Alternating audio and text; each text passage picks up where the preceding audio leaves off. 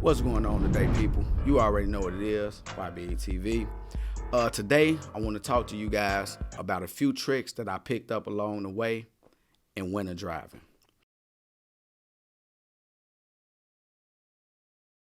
Um, the thing about winter driving is like it's very small tips, that very small things that you could do, to keep yourself safe in the winter while you're driving your semi.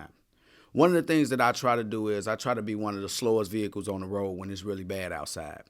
Because you're going to get a lot of guys that's going to be flying past you. They're going to get in that hammer lane. They're going to go and they're going to jump in front of you. So a lot of times what'll happen is you'll catch yourself trying to keep up with them and do things like that. But at the same time, them end up being the guys that end up right in the medium. They be flipped over on their goddamn side, busted wide open. So for you to be one of the safe drivers, stay to be one of the slowest drivers on the road.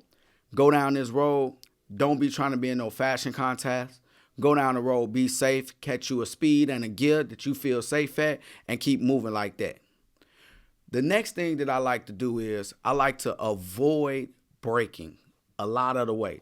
When I'm coming up on the light, I slow it down. I slow it down way before. Like when it's clear and it's nice outside, I ride down that way and I brake when I'm getting close to the green light. I slow it down a little bit to test the light out, see if the light's still. But then if it ain't still, I keep on going. In the wintertime, every green light is a yellow light to me. It don't matter. Green light, red light, I'm slowing it down because the worst thing that you could do on ice or a bunch of snow is try to slam on your brakes so you won't blow no light. You might end up sliding through that night and you might end up jackknifing. That right there is not a good feeling and it's not a good sign that you could end up beginning your career and ending your career in the exact same manner, especially in this winter. So be real safe with that. Tire slipping.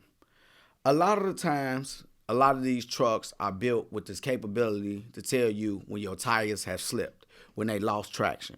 Now, honestly, when you're going up the road, even when it's dry, you can't lose traction because you might hit a bump, the tire lose contact with the concrete, and then it'll spin and it'll tell your truck that you lost traction. If you on ice or snow and that happens, what you end up doing is test it back out and you keep going down the road. If that tire slips again, if you accelerate and it and it lets you know that that tire is slipped, get your ass off that road. It's time to shut that truck down. Now, when it comes to shut down, you need to let your dispatcher know. And this is one of the most important rules of trucking about your dispatchers. It's a secret that my pops taught me, and I want to pass on to you guys. Rule number one about dispatchers: do not trust them fully. A dispatcher's job is to get the loads completed. And the dispatcher has a lot of pressure on them to get that job done because that's how the company makes money. So when it comes down to your safety versus getting the job done first, getting the job done, period, which one you think that dispatcher is more concerned about? Your safety or getting the job done? Most likely it's getting the job done. So what happens is you going down the road, you pull to the side, you pull to the rest area, you pull to inside the truck stop, and you go through your Qualcomm. Now, this is rule number one. Go through your Qualcomm or your PeopleNet. For the people who don't know what that is, it's like an onboard computer that they got connected to the truck that lets the dispatch, that you could text back and forth and let your dispatcher know, like, hey, running behind or whatever it is. So in this case, you letting them know, don't feel safe, pulled off a road slippery. We'll let you know when the road is clear. Now, what will happen is a lot of the times, the dispatcher will call you on your phone.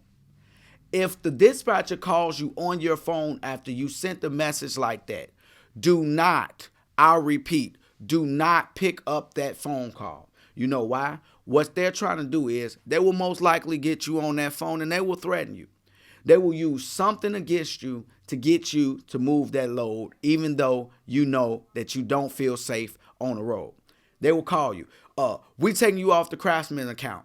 We can't have you late on this account. I got the customer calling me. You need to get there. Blah, blah, blah. This, that, and this. They will tell you that right over the phone. But over that Qualcomm or over your text messages or over your email, they will not say that type of thing. You know why? Because they know it is a written, it is a legal document. It could be used as a legal document in court. So they do not want a paper trail on them telling you to do something that you know you don't want to do, because they will become liable if you get into an accident later. So the best thing for you to do is dodge their phone calls, and go through the Qualcomm. I'm sorry, my girlfriend is dancing behind the damn camera. So dodge their phone calls and go through the Qualcomm. If you do that, what will end up happening is they will come back with a message that says something like, you be safe. Let us know when the road conditions clear up.